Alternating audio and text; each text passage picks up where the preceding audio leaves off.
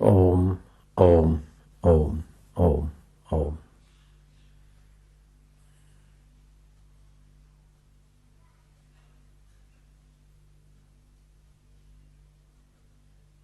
जैसे धर्म के सोपान होते हैं,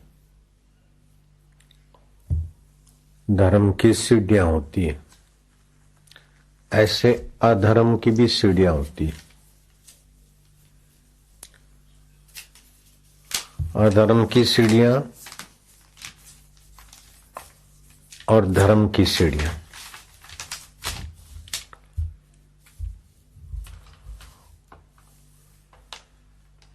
धर्म किसको कहते हैं ये समझ लो कि सुख दुख का भोग देने वाला जो निमित्त है उसको बोलते धर्म। सुख दुख का भोग देने का जो निमित्त बनता है उसको बोलते धर्म।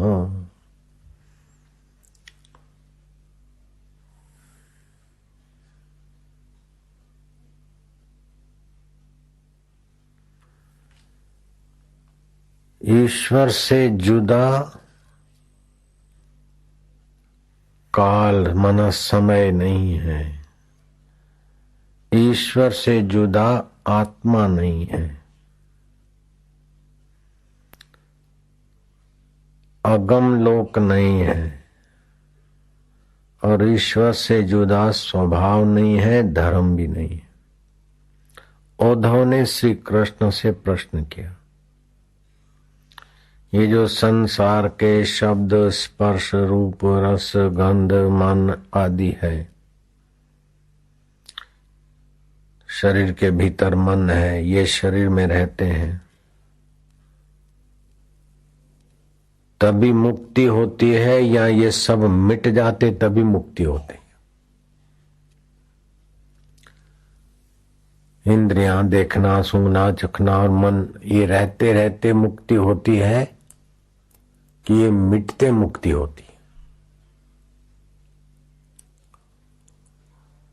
और आप जैसा कुशल प्रश्न को समझने वाला और कुशल व्यक्ति वह है कि सामने वाला जहां से प्रश्न करता है, प्रश्न के मूल में उसकी शंका किस प्रकार की, वो क्या चाहता है। नहीं तो प्रश्न करता जाएगा और उत्तर देने वाला शब्दों की जाल बुनता जाएगा, उसके प्रश्न से सामने वाले को संतुष्टि तृप्ति नहीं होगी। कृष्ण प्रश्न समझने वालों में शिरोमणि है। प्रश्न का बाप कौन है? जो प्रश्न पूछ रहा है उसके प्रश्न पूछने में मूलभूत उसकी भूल कहाँ है, क्या नहीं समझ रहा है इसलिए सवाल पूछ रहा है। ये बहुत ऊंची बात है। तो श्री कृष्ण जान जाते थे कि ये क्या नहीं समझ रहा है जिस विषय में ये प्रश्न कर रहा है। तो उद्धव कहते हैं प्रश्न समझने वालों में आप शिरोमणि।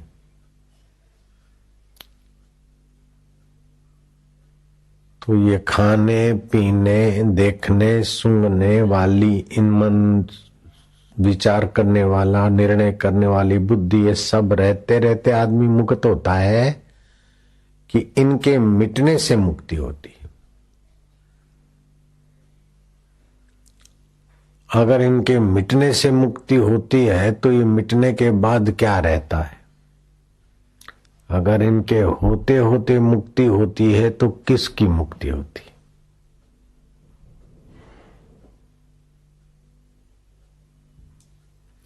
मेरे को तत्वनिष्ठा हो जाए, मैं दुखों से छूट जाऊं।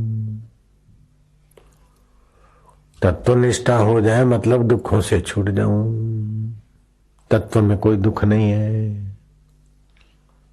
तत्व किसको बोलते हैं? परमात्मा को। सोना तत्व है और गहने उसका विस्तार है। परमात्मा तत्व है और जगत उसका विस्तार है।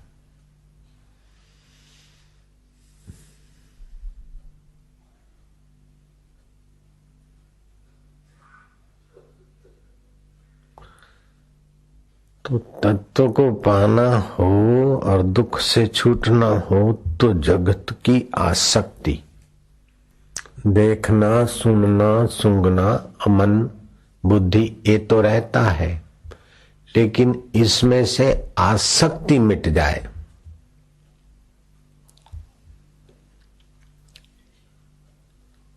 और तत्व का ज्ञान हो जाए, अथवा इसमें अहंता ममता जो है वही दुख देती है, बंधन करती।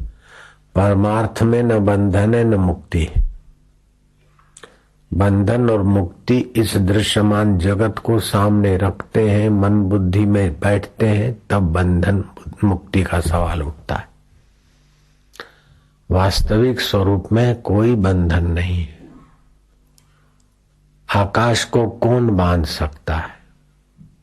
लेकिन फिर भी दिखता है कि आकाश देखो कई रूपों में बंधा है, कहीं मठ में बंधा है, कहीं घड़े में बंधा है, कहीं हृदयों में बंधा है।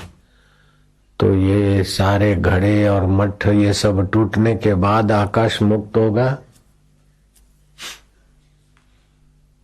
ये कहीं जाएंगे तब मुक्त होगा। सब टूटने के बाद आकाश की मुक्ति का सवाल नहीं है, सब रहने से आकाश की मुक्ति और बंधन का सवाल नहीं। आकाश को आकाश जान ले। आत्मा किसको बोलते हैं? जो मैं है उसी का नाम आत्मा है। दुष्ट परिस्थिति से मिल गया तो हो गया आकाश, आकाश रूप अपना आत्मा है। दू से मिल गया तो हो गया दुख, और सुविधा सु से मिल गया तो गया सुख। तो सु भी आता है, दू भी आता है, ख ज्यों का त्यों रहता है। सुख आता है, दुख आता है, तो दू आया और सु भी आया, तो दू में भी ख और सु में भी ख, तो ख से ही दिखता है। दू जो अवांछनीय है वो भी चिदाकाश से दिखता है। तो जुड़े नहीं तो हो गई तत्वनिष्ठा। तत्वनिष्ठा कौन करेगा?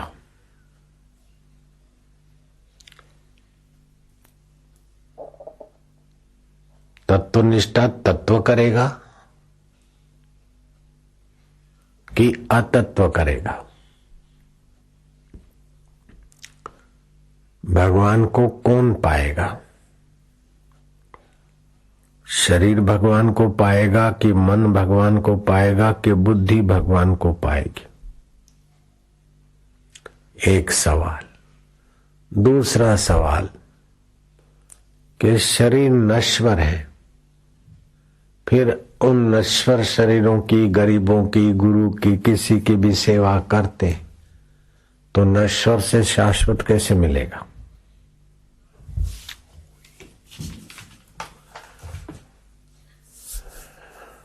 ध्यान देना, ये दोनों प्रश्न विलक्षण है।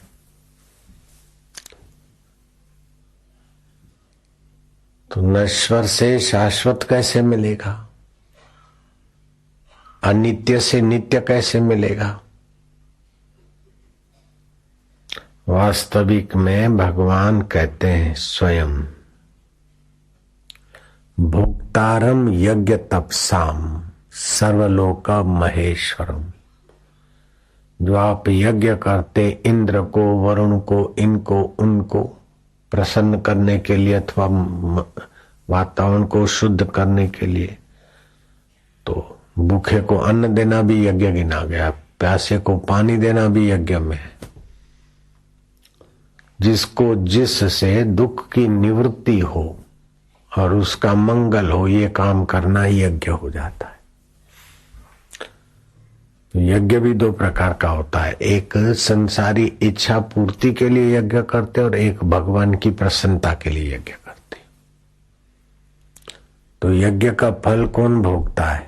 भगवान का भोग क्या है? भगवान कहते भोक्तारम यज्ञ तपसाम, यज्ञ और तपस्या का फल मैं ही भोगता हूं। तो यज्ञ भी नश्वर से करते, तप भी नश्वर शरीर से करते, लेकिन उसका फल चैतन्य शाश्वत भोगता है। माँ बाप का शरीर नश्वर है, लेकिन बेटा सेवा करता है तो नश्वर शरीर का तो निमित्त होता है, सेवा उनके चित्त में शाश्वत सत्ता की होती है और कर्ता भी शाश्वत सत्ता से है। तो सेवा करने से अपने शरीर की आसक्ति मिटती है, अपनी नश्वर आवश्यकताएं में शांति होती है, सुख। सेवा करते माना दूसरे को सुख देते, दूसरे को सुख देते तो अपने सुख की लोलुपता छूटती है और सारे दुख सुख के पीछे ही आते। जितना माणिया भोग उतना भया रोग। सुख की लालच से ही दुख खींचे आते। तो आवश्यकता और इच्छा, आवश्यकता होती है तत्व की, सच्चे सुख की, लेकिन इच्छा होती है गलत साधनों की। ये मिल जाए, ये मिल जाए, ये मिल जाए, ये मिल जाए तो मैं सुखी हूं। तो मिलने में पाने में प्रवृत्ति करेगा और भोगने में भी प्रवृत्ति करेगा, और पाने में और भोगने में प्रवृत्ति हुई तो पराधीनता और थकान आएगी। इसीलिए इन भोगों से और आसक्तियों से उपराम हो, प्रवृत्ति मात्र थकाएगी। ऐसी कोई प्रवृत्ति नहीं जिसमें शक्ति का ह्रास न हो। प्यारे से प्यारा पति हो, पत्नी हो, और प्रवृत्ति करके एक दूसरे से सुख ले, थकते। प्यारे से प्यारा भोग और प्रवृत्ति करके लेते तो भोगने के बाद थकते। तो चित्त को आवश्यकता में लगाना, आवश्यकता है सच्चे जीवन की, तत्व की आवश्यकता है, और इच्छा होती है, तत्व की आवश्यकता है जीव को, और शरीर को आवश्यकता है अन्न जल पानी आदि की। तो शरीर की आवश्यकता पूरी कर लो और अपनी आवश्यकता पूरी कर लो, तो आराम से सुखद जीवन हो जाएगा। हम शरीर की आवश्यकता इच्छा का जामा पहरा के पूरा करते कि ए भी होना चाहिए, ए भी होना चाहिए। अब सादी सूदी रोटी से, आरोग्यप्रद भोजन से हम जी सकते हैं, लेकिन टेस्ट लें, आरोग्यप्रद वस्त्रों से हम जी सकते हैं, लेकिन चमक धमक वाले चाहिए। आरोग्यप्रद घर से हम घर बना के जी सकते हैं, लेकिन ये भी चाहिए, ये भी चाहिए, ये भी चाहिए। इच्छा का जामा शरीर की आवश्यकता में इच्छाएं घुसेड़ देते और अपनी आवश्यकता में कल्पना घुसेड़ देते कि वो हमको तो ईश्वर पाना है, और अभी ईश्वर नहीं है, मरने के बाद मिलेगा, अथवा ऐसा करेंगे तब मिलेगा, वैसा करेंगे तब मिलेगा, वहां जाएंगे तब मिलेगा। जैसे शरीर की आवश्यकता में इच्छाएं कल्पनाएं बढ़ा देते हैं कि टीवी होगी तो मजा आएगा, इतना ये भी चाहिए, ये भी चाहिए, ये भी चाहिए, ये भी चाहिए, उलझ जाते हैं। ऐसे तत्व को पाने में, परमेश्वर को पाने में भी कल्पना कर देते कि हम तो अयोग्य हैं, इतनी साधना करें, इतना एक करें, फिर कहीं मिलेगा तो मिलेगा, हम तो गृहस्थी हैं, संसारी हैं।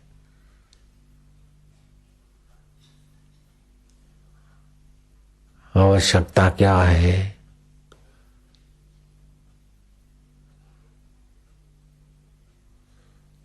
जो ईश्वर को नहीं मानते उनको भी श्री कृष्ण ने थप्पड़ मार दी। क्या ईश्वर ईश्वर बोलते हो? मैं हूं ईश्वर, ईश्वरों का ईश्वर मैं हूं, महेश्वर हूं।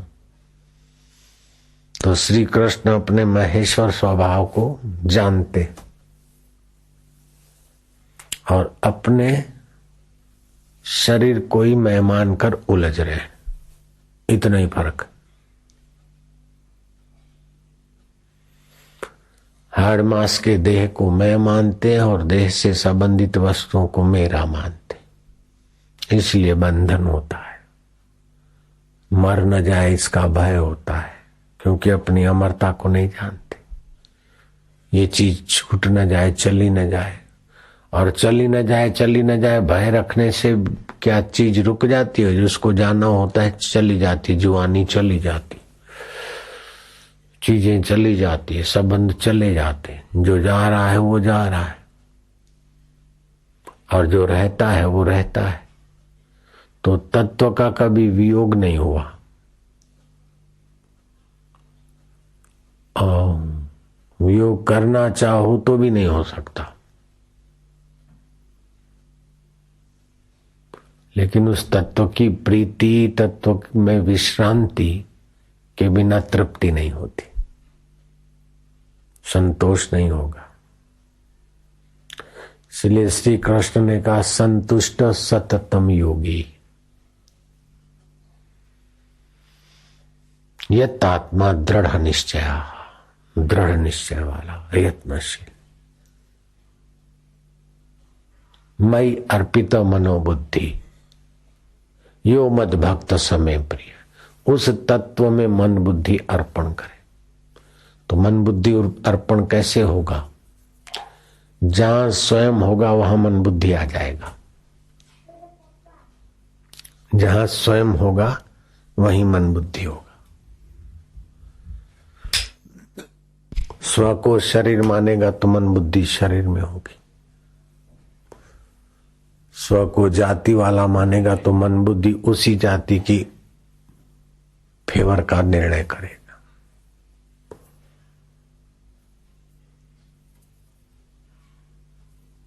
तो स्व को अगर स्व ही जान ले तो मन बुद्धि उसमें है ही।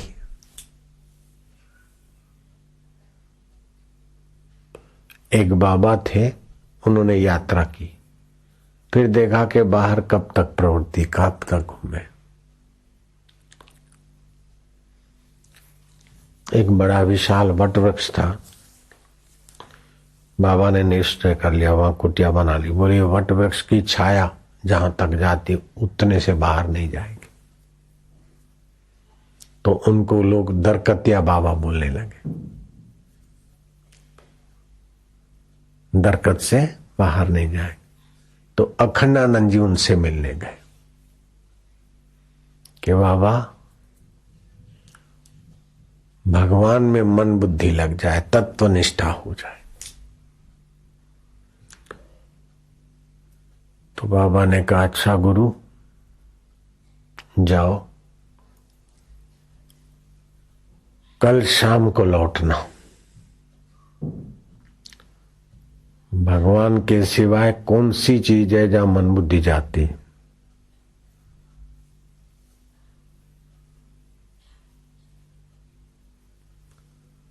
और भगवान में मन लगे वो कौन चाहता है? तो ये तो सतपात्र थे, शांतनु, बाद में अखंडानंद जी बने। खोजते खोजते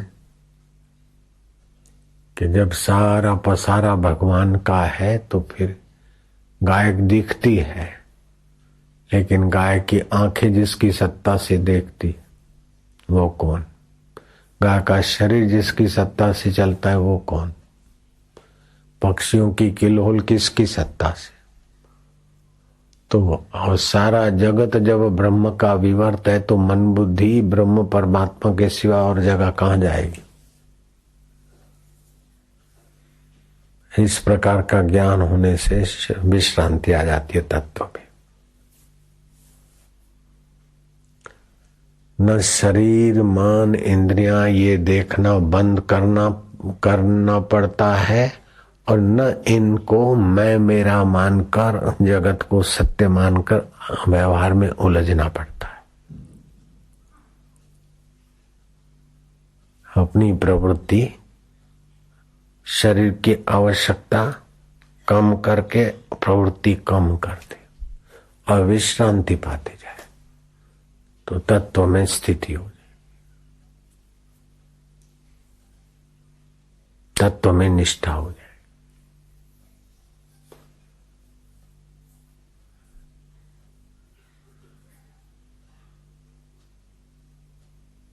इसको बोलते हैं मुक साधन, कुछ न करने का साधन। सुबह नींद में से उठते हो तो क्या करते हो? कुछ ना करो, देखो एक आध मिनट, शांत। वो तत्व है, वो मैं है, वो आत्मा है। उसी से मन स्फुरता है, उसी से बुद्धि निर्णय करती, उसी की सत्ता से सुख दुख भासता है। सुख दुख आ आके चला जाता है, वो तत्व तो जो कहते हैं तत्व में मेरी निष्ठा हो तो मैं कौन हूं खोजो तो मिलेगा तत्व।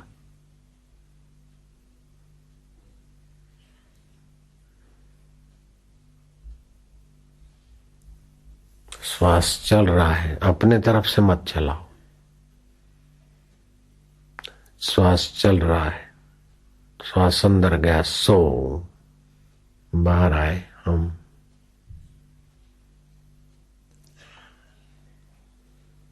दीर्घ काल के अभ्यास की आवश्यकता पड़ती है, क्योंकि कई जन्मों के संस्कार है ना, इंद्रियों में, मन में, संसार में सत्बुद्धि करके भटकने के।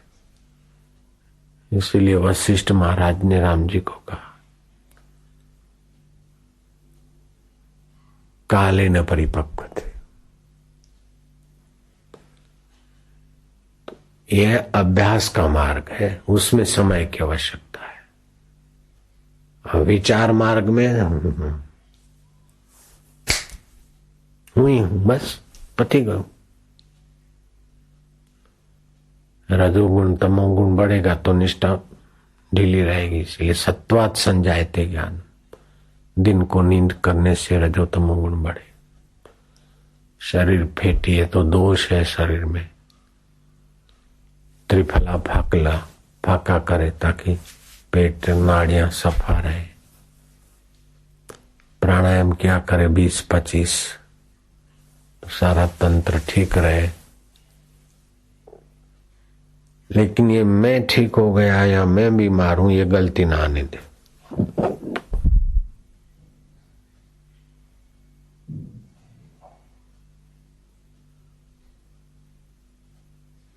उठत बैठत ओई उठाने, कहत कबीर मुसी ठकाने। ठीक बेठीक में भी हम ज्यों के त्यों। मौका मिले तो आकाश के तरफ, खुले आकाश में नजर जमा के बैठे। सो हम जपे कभी खुले आकाश को देखे, मन शांत तत्व में जाए। सफुर मन है, निष्फुर ब्रह्म है। तो पानी शांत है तभी भी पानी है, और लहरिया है तभी भी पानी है। तो फुर रहा है तो भी ब्रह्म ही हो गया। लेकिन वो पहले विश्रांति का अनुभव करे तब फुरने में ब्रह्म दिखेगा।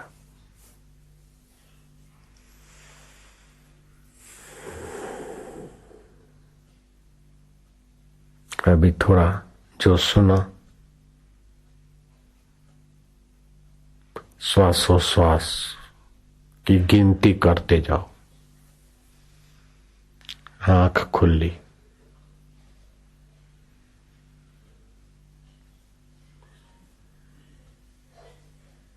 बंद रखो तो बंद में अगर अनुकूल पड़ता है तो अमावस्या दृष्टि, खुली में अनुकूल पड़ता है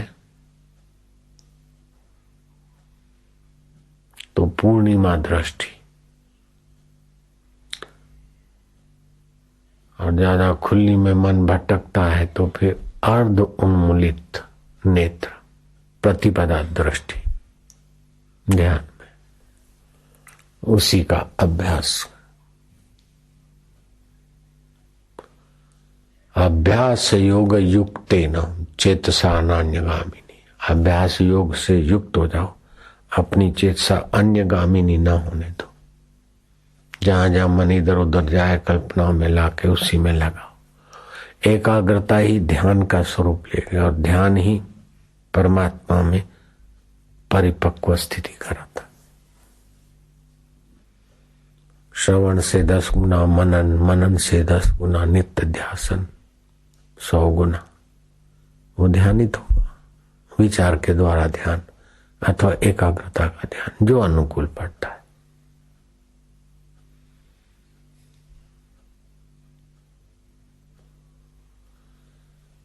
ये हो गया धर्म का मार्ग। अधर्म का मार्ग क्या होता है कि अधर्म का मार्ग होता है कि पहले दुष्ट का संग मिलता है। दुष्ट का संग मिलने के बाद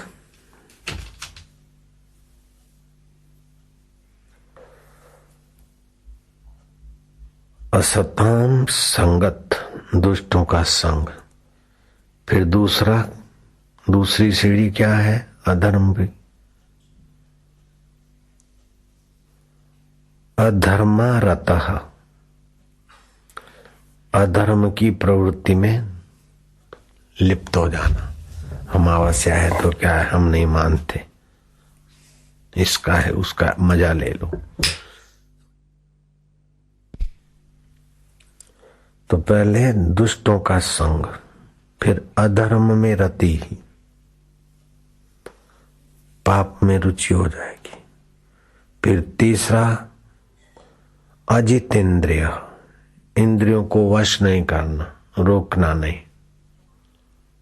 जब आए तो खा लिया, जो आए तो भोग लिया, जैसा है कर लिया, मजा मजा मजा। ये अधर्म का तीसरा सोपान है। पहला है असताम संगत, दूसरा है दुष्टों का संग। पहला है दुष्टों का संग, असताम संगत। दूसरा है अधर्म रता, अर्थात पाप में रुचि। तीसरा है अजितेंद्रिय, इंद्रियों को वश नहीं करना। अपना मंगल चाहे तो जिस जिस चीज के बिना आप नहीं रह सकते, ये भोगे के बिना, खाए के बिना, ऐसा करे के बिना, तो उन गंदी चीजों के, बोले हम भोजन के बिना नहीं रह सकते तो भोजन छोड़ देंगे। भोजन व्यसन नहीं है। रोटी दाल के बिना आप सब्जी रोटी से रह सकते हैं, अथवा चावल सब्जी से भी रह सकते हैं। तो ये आवश्यकता है। जो गंदी आदत पड़ गई वो तो पता चल जाता है कि इसके पान मसाला है या जो भी तामसिक गंदी आदत है, ज्यादा बोलने की आदत है, तो उसके बिना रह सकते हैं, ठीक काम चला सकते हैं। झूठ बोलने की आदत है, तो झूठ के बिना भी, झूठ को कम करते करते झूठ से निवृत्त होने की भी हो सकती। तो जो इंद्रिय और मन के द्वारा पतन के तरफ ले जाता है, जो आप शास्त्र, संत और श्रेष्ठ जनों के सामने नहीं कर सकते, अंतरात्मा रोके टोके धर्म के संस्कार, वो छोड़ने का हिम्मत करे। तो पहला हो गया दुष्टों का संग, दूसरा हो गया अधर्म में रुचि, पाप में रुचि। तीसरा हो गया अजितेंद्रिय, इंद्रियों को वश न करना। चौथा हो गया कामात्मा, अर्थात कृपण हो गए।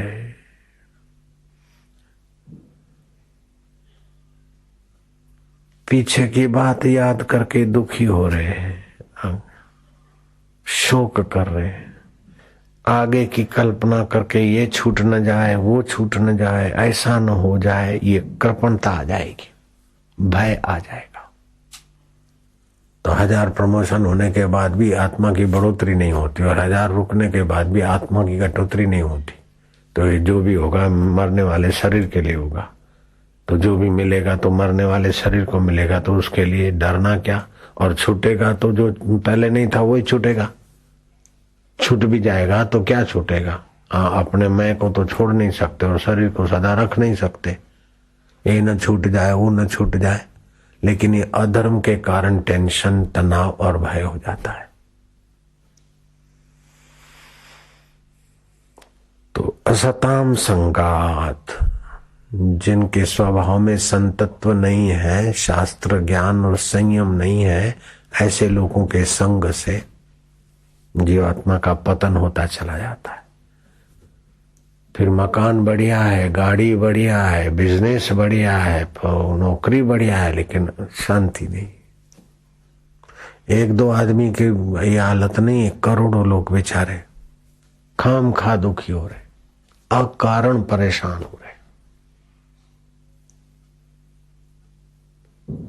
इतनी सुख सुविधा होते हुए भी पच रहे हैं। भाई भाई में झगड़ा, पति पत्नी में झगड़ा, पड़ोसी पड़ोसी में झगड़ा, इसने ऐसा कर दिया, वो ऐसा करे, ऐसा करे। ये आवश्यकता, कामना और दुख जब होता है तो समझ लेना बेवकूफी का फल है, ना समझी का फल दुख है। जब जब दुख आए, दुख ना समझी से दुख आता।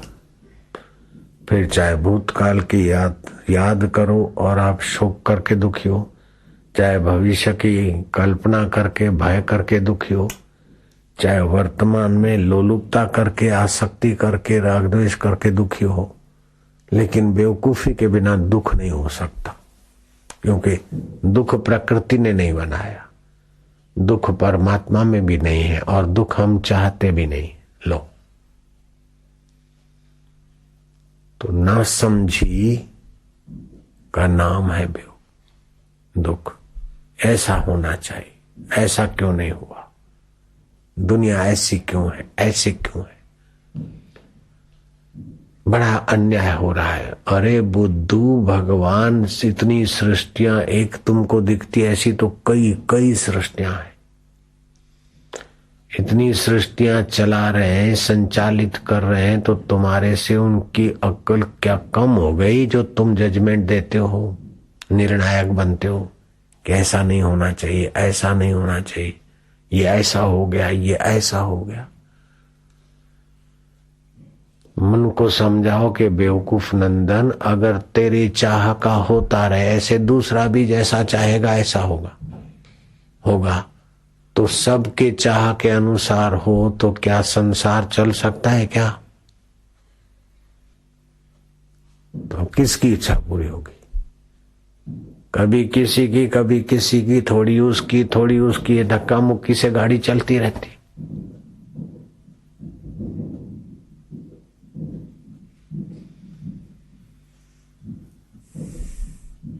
और कुछ मेरा धंधा ज्यादा चल जाए, चल गया तो वो चीजों में आसक्ति होगी, और नहीं चला तो दुख होगा। जो चलना होगा वो चलेगा, अपने तरफ से पुरुषार्थ करो, लेकिन आसक्ति, आग्रह, नहुग्रह इतना दुख नहीं देते जितना अपने मन की बेवकूफी का आग्रह दुख देता है। पत्नी ने ऐसा क्यों बोल दिया, ऐसा क्यों कर दिया, इसने ऐसा क्यों कर दिया, उसने ऐसा क्यों कर दिया। एक आर्किटेक्ट जा रहा था, थक गया, रास्ते में पीपल के नीचे जरा बैठा, लेट गया। ठंडी ठंडी हवा आ रही, आर्किटेक्ट की खोपड़ी चली कि oh my God, you forgot idea. ओहो, तुम अपना कुछ डिजाइन भूल गए, क्या है आइडिया भूल गए। 1 किलो का भी बेला नहीं होता वजन में, और फल लगते 10-10 किलो के कद्दू, कोरू लगते हैं,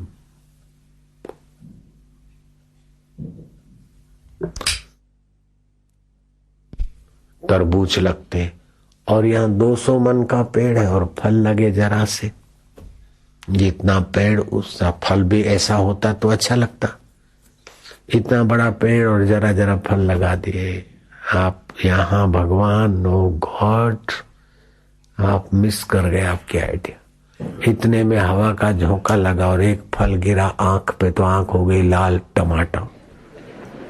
बोलो हो सॉरी सॉरी, अगर वहां कद्दू लगा देता तो क्या हाल होता।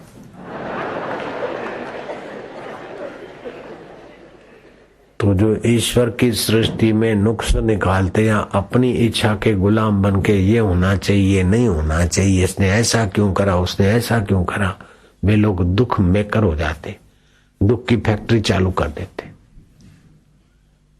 उन्हीं बातों को याद करते करते एयर कंडीशन में भी हॉट कंडीशन बना देते। क्या ख्याल है?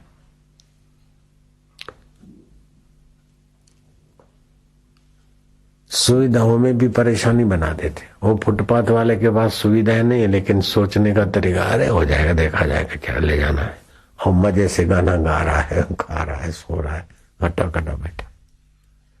तो फुटपाथ पे रहने से सुख मिलता है ऐसी बात भी नहीं। वहां भी अगर अधिक खाता पीता व्यसन और अधर्म करता तो वहां भी परेशान है। न फुटपाथ पे सुख है, न महल में सुख है। सुख तो वहां है जहां संत का मन ठहरता है। स्वर्ग में भी सुख नहीं, नरक में भी सुख नहीं, माई होने में भी सुख नहीं, भाई होने में भी सुख नहीं। अपने को पहचान ले, विश्रांति पा ले, बस सुख। ये बात भगवान राम के गुरुदेव वशिष्ठ जी ने कही। तो अधर्म की सीढ़ी छठी क्या है? लुब्ध अर्थात लोभ। कहीं से भी विषय विकारी सुख मिला तो अधिक अधिक अधिक, तो उसमें ज्यादा।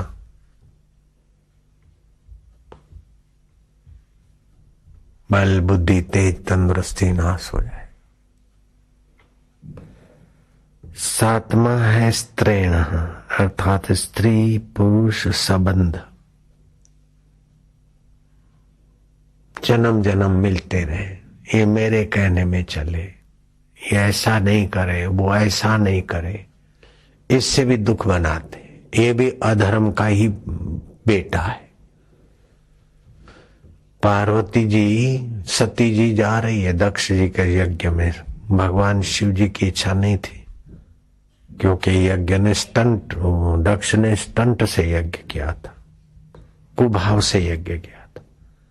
शिव जी जानते थे, सती को बताया, लेकिन सती को माँ की ममता, बहनों की ममता, अपने जीजाओं से मिलने की ममता हो गई। तो शिव जी दुखी नहीं हुए। शंकर सहज स्वरूप संभारा, लागी समाधि अखंड पारा के होता रहता है। मन भिन्न भिन्न है, अवश्य चलो शांत हो। बाद में सती को पश्चाताप करना पड़ा, बहुत तपस्या की शिव जी को प्रसन्न करने को। तो सातवां है ये स्त्रीण, स्त्री पुरुष में वस्तु में बंध जाना। और आठवां अधर्म का सीढ़ी क्या है? भूत वितहिंसक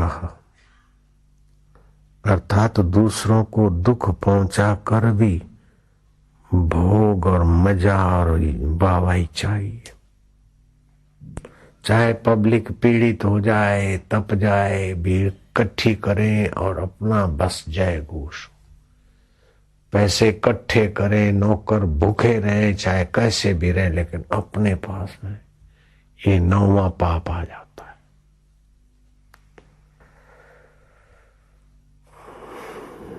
अभिधाना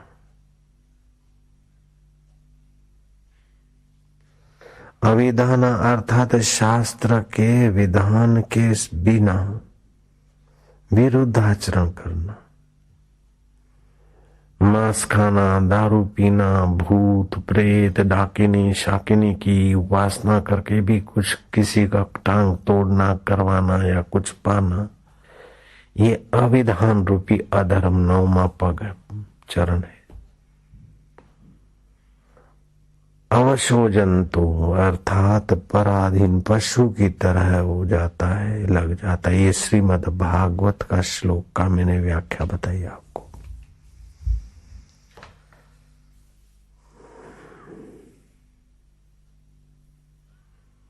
श्रीमद् भागवत में आता है,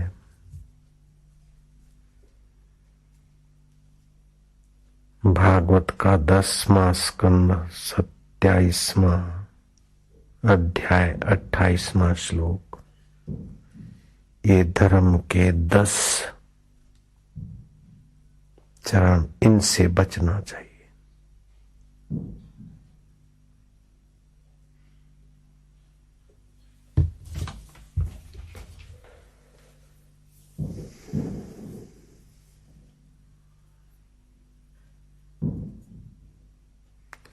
काल उसे कहते हैं जिसमें कर्म की संबित होती है, और आत्मा उसे कहते हैं जिससे मैं उठता है। मैं को आत्मा कहते हैं।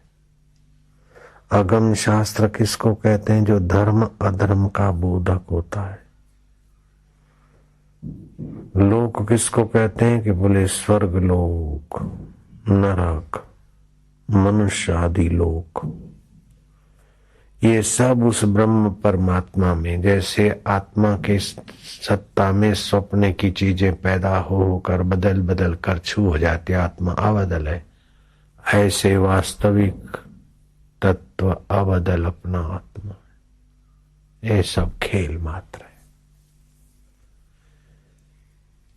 तो इंद्रियां, बुद्धि, मन मिटने से भगवान मिलते ऐसी बात नहीं, और उसके अनुसार जो आए उसको मजा दिलाते जाए तब भी भगवान मिलते ऐसी बात नहीं। धर्म अनुकूल, धर्म से वासनाओं को नियंत्रित करे, आवश्यकताएं पूरी करे और वासना से बचे।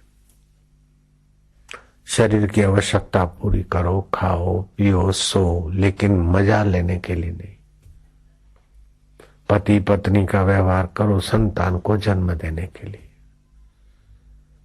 तो कोई लोग तो समाधि में बंधे हैं, समाधि लगेगी तब सुख होगा। तो कोई विक्षेप में बंधे, कैसे नाचेंगे गाएंगे खाएंगे तब सुख होगा। कोई भोग में बंधे, कोई योग में बंधे, कोई भविष्य में बंधे कि अभी तो दुखी है लेकिन बहू आ जाए आराम से फिर भजन करेंगे तभी सुखी होंगे। कोई भूतकाल में बंधे के पहले सुख था, ऐसी अवस्था आ जाए यार बच्चे थे तो कैसा था, अब मूर्ख वो बचपन आने वाला नहीं, काहे को परेशान होता है। शादी नहीं की थी तभी सुखी था, तो किसने बोला कर? अरे पहले ऐसा था, पहले जैसा ध्यान में दिखता था अभी नहीं दिखता है, रो रहे।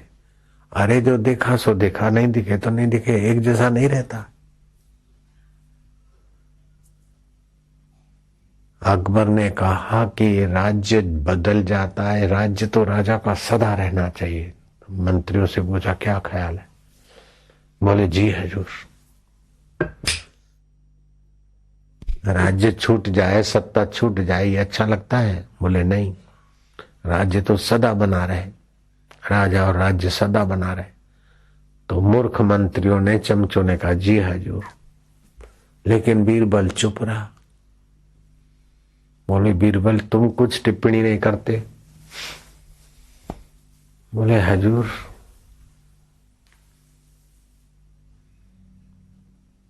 अगर सदा राज्य राजा का बना रहता तो आप अभी राजा नहीं हो सकते थे। किसी का राज्य गया तब आप राजा हैं, और आपका जाएगा तब कोई बनेगा।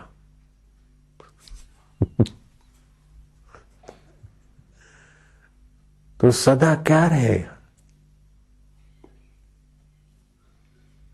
तो जो परिवर्तनशील संसार है उसमें कहीं अच्छा लग गया तो बोले बना रहे, बना रहने वाला नहीं, हो जाओ दुखी। ये न हो जाए, वो न हो जाए। होने का इतना दुख नहीं होता जितना न हो जाए उसके भय होता है। मरने में इतना दुख नहीं होता जितना मरने के भय में दुख होता है। बेइज्जती में इतना दुख नहीं होता जितना बेइज्जती के भय में दुख होता है।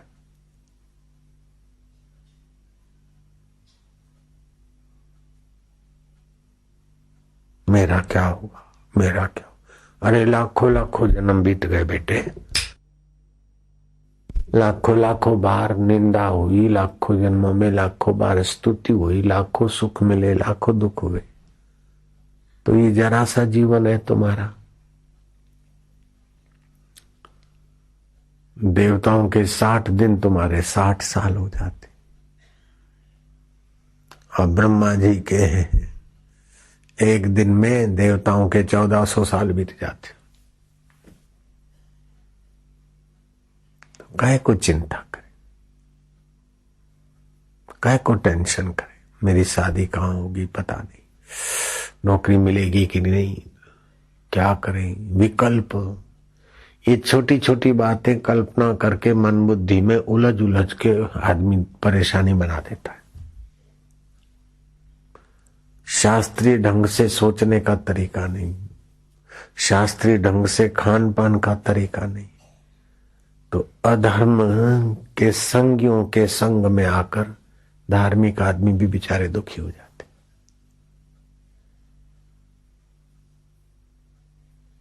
यतो धर्म ततो जय, यतो धर्म ततो अभ्युदय। जो ब्रह्मांड को धारण करने वाली भगवान की धारिणी शक्ति है उसको बोलते धर्म, जिससे हम और हमारे संपर्क में आने वाले सुख को, शांति को, आनंद को, वैभव को प्राप्त हो। तो बोले महाराज कहाँ ये धर्म से वैभव को कहाँ प्राप्त हो? वो देखो अधार्मिक आदमी, इतना बड़ा मकान है, वैभव है, और इसको तो छोटा है। ओहो, बाहर की वस्तु को वैभव ही कहा जाए ऐसा नहीं है, आत्म वैभव होता है। बड़ा मकान है और सुखी नहीं है तो वो दरिद्र है। बड़ा धन है, बड़ा मकान है, लेकिन पाप के बिना उसको सुख नहीं मिलता है तो दरिद्र है। यहाँ आत्म वैभव की बात है। और बाह्य वैभव भी ऐसा नहीं कि धर्म दरिद्रता लाएगा, नहीं नहीं, धर्म न दरिद्रता लाता है, न बाह्य वैभव की आसक्ति लाता है। सत उपयोग, मन का सदुपयोग, बुद्धि का सदुपयोग, वस्तु का सदुपयोग, धर्म माना सत्य में स्थिति करने के लिए आपके संपर्क में आने वाले का भी सत्य के तरफ झुकाव कर। सत्य से श्रुत बना, श्रुत से श्रद्धा, अर्थात सत्य स्वरूप तत्व को पाने के लिए एक होता है विवेक, दूसरी होती है श्रद्धा। जिसका विवेक तीव्र है, अनित्य शरीर, अनित्य संसार, उसको जानने वाला नित्य मैं कौन हूं, विवेक तीव्र हो तो विवेक के द्वारा जान लेगा अपने स्वरूप को। और जिनका विवेक कमजोर है तो उनकी श्रद्धा, श्रद्धा किसको बोलते कि जो दूसरे के अनुभव से सीखने की योग्यता, उसको श्रद्धा बोलते।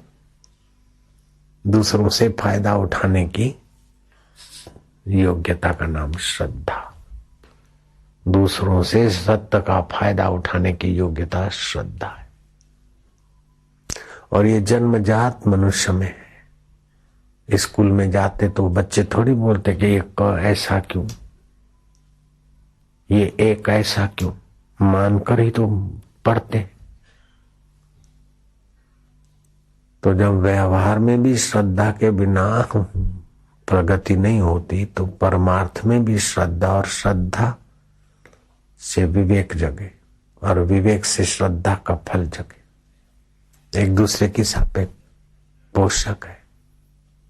श्रद्धा बिना धर्म नहीं हुई, लेकिन विवेक तीव्र है तो भी तत्व को जान लेगा। श्रद्धा तीव्र है तो तत्व को मान लेगा, मान लिया तो जान लिया। कोई योग के द्वारा जानते, कोई तत्व विचार के द्वारा जानते, कोई भक्ति भाव से जानते, कोई तत्ववेता महापुरुषों के वचन मानकर जान लेते। चार तरह के हो जाते। मेरे को अनुभव हुआ, लेकिन कभी कभी ऐसा होता था कि तो मैं भी तत्व ब्रह्म, लेकिन बापूजी के सत्संग में इतने लोग आते और इतना अनुभव की बातें बोलते, मेरे तो नहीं आते। तो ये थोड़ा सा संशय होता था। तो एक दिन सुबह बापूजी ने कोई ग्रंथ किसी को दिया पढ़ने को, और सुबह 4-5 बजे। तो बापूजी तो समझ गए थे। तो मेरे को लक्ष्य करके बापूजी ने कहा कि कुछ लोगों के मन में होता है कि भाई मैं असंग हूँ, चैतन्य हूँ, ब्रह्म हूँ, आत्मा हूँ, अनंत। लेकिन भाई साईं तो, साईं का ब्रह्म ज्ञान के साथ मैं क्या पता। अरे भाई हम तो गीता सिर पर उठा के बोलते हैं कि भाई जो लीला शाह है वही आशाराम तुम हो। मैं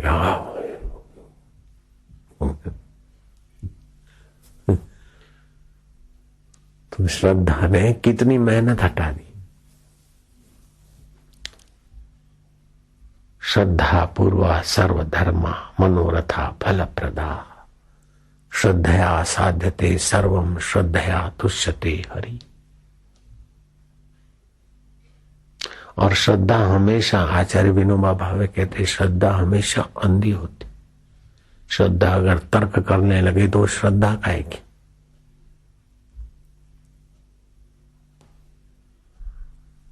श्रद्धा में विवेक होता है, विचार होता है, कुतर्क नहीं होता। और अंधश्रद्धा जो बोलते हैं लोग, तो उनसे पूछो कि तुमने अंधश्रद्धा की कि नहीं। सब बातें देखकर तुम मानते हो कि अंधश्रद्धा से मानते हो। अपने बाप को किसने देखा, देख के मानते हो कि माँ ने कहा या किसी ने कहा ये तेरा बाप, तब मानते हो। रसोई पर भी श्रद्धा करनी पड़ती है कि झूठा नहीं किया होगा। हजाम पे भी श्रद्धा करनी पड़ती है कि यही करेगा, यूं नहीं घुमाएगा। ड्राइवर पर, पायलट पर भी श्रद्धा करके टिकट लेकर बैठना पड़ता है।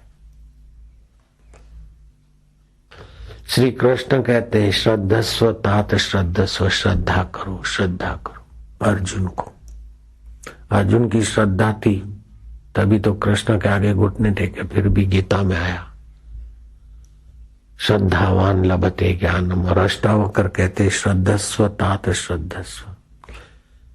वेद में तो श्रद्धा सुक्त है। श्रद्धा प्रातः काल है, श्रद्धा देवी हम तुझे प्रार्थना करते, हमारे हृदय में अविचल भाव से रहो। मध्याह्न संध्या विंदती, मध्याह्न काल संध्या के समय प्रार्थना करते कि हमारी श्रद्धा दृढ़ रहे। श्रद्धा बिना धर्म नहीं हुई। और श्रद्धा चली गई, अंधश्रद्धा करके श्रद्धा को तोड़ दिया तो फिर अधर्म के 10 दोष आ जाएंगे समाज में। ये भागवत का श्लोक है।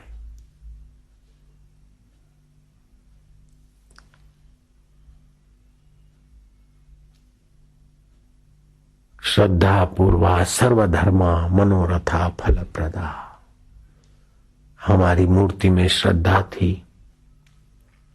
भगवान में श्रद्धा थी, तभी हम नीची हल्की जिंदगी से बच पाए। हमारे साधकों के या धार्मिक लोगों की श्रद्धा है, इसलिए मानसिक टेंशन से बचते। जहाँ धर्म सभाएं नहीं है, मंदिरों का महत्व नहीं है, वहाँ विदेशों में लोग बेचारे कितने दुखी हैं, कितने अशांत हैं। मानसिक रोगियों की संख्या कितनी ज्यादा है। क्या आप हिंदुस्तान में मानसिक रोगियों की भीड़ बढ़ाना चाहते क्या? भले उसकी अंधश्रद्धा है, लेकिन उसको शांति तो मिल रही है। चलो भगवान के पास गए तो अभी विश्लेषण विभाग जो दुनिया के कई देशों का विश्लेषण किया कि आत्महत्याएं कौन सी जाति में ज्यादा होती, तो बोले सबसे कम में कम जाति, कम से कम आत्महत्या के केस हिंदुओं में बनते, क्योंकि उनके धर्म में श्रद्धा है और जूझने की शक्ति देती श्रद्धा। विघ्न बाधा और दुखों से जूझने की और शक्ति देती है और सहन शक्ति देती। इसलिए हिंदुओं में आत्महत्या के केस सबसे कम बनते। तो अब अपने को क्या करना चाहिए कि अपने को भगवान में प्रीति और संसार की शरीर की आवश्यकता और अपनी आवश्यकता ईश्वर से पूरी होगी, ये समझ लो। शरीर शमशान की, कब्रिस्तान की डिपॉजिट है। शरीर छूट जाएगा, लेकिन आत्मा, रूह अमर है। वो आत्मा परमात्मा को पाए बिना उसको चैन नहीं पड़ेगी, चाहे कितने जन्म भटके। अभी पालो तो अभी अशांति, अभी आनंद, अभी तृप्ति। और आत्म तृप्ति पाने से शरीर भी स्वस्थ रहेगा, मन भी प्रसन्न रहेगा और बुद्धि में नित्य नवीन प्रकाश और ज्ञान आएगा। आत्मलाभात सर्वलाभम। आत्मलाभात परम लाभम न विद्यते, आत्मज्ञानात परम ज्ञानम न विद्यते, आत्मसुखात परम सुखम न विद्यते। उस आत्मा परमात्मा के सुख के आगे दूसरा कोई बड़ा सुख नहीं, इंद्र का सुख भी कुछ नहीं। आत्मज्ञान से बढ़कर दुनिया का कोई ज्ञान नहीं, आत्मलाभ से बढ़कर कोई लाभ नहीं। डॉलर की तो ऐसी तैसी। ये मनुष्य जीवन प्लेटफॉर्म है। आप 84 लाख नरकों में जाओ तो आपकी मर्जी, स्वर्ग में जाओ तो आपकी मर्जी, भगवान के धाम में जाओ तो आपकी मर्जी, और भगवान जैसे भगवान है उस तत्व को पाकर व्यापक ब्रह्म हो जाओ तो आपकी मर्जी, जीवन मुक्त हो जाओ।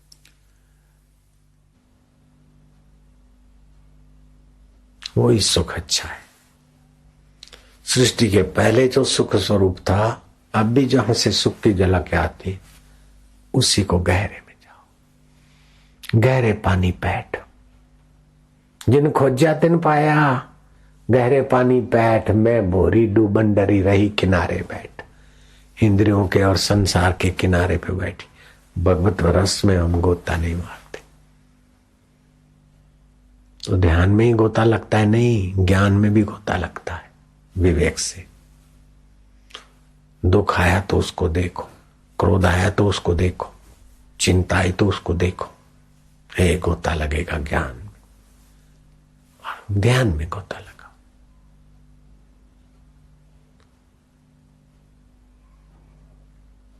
मेरा क्या होगा, मेरे में बहुत बुराइयां हैं, ना ना, बुराई है तो शरीर में है, मन में है, इंद्रियों में। मेरे में तो मैं चेतन आत्मा हूं, मेरे में बुराई घुस नहीं सकती। सूरज को दिमक नहीं लग सकती। क्या ख्याल है? लकड़ी को दिमक लगती, ऐसी सूरज को लगेगी क्या दिमक?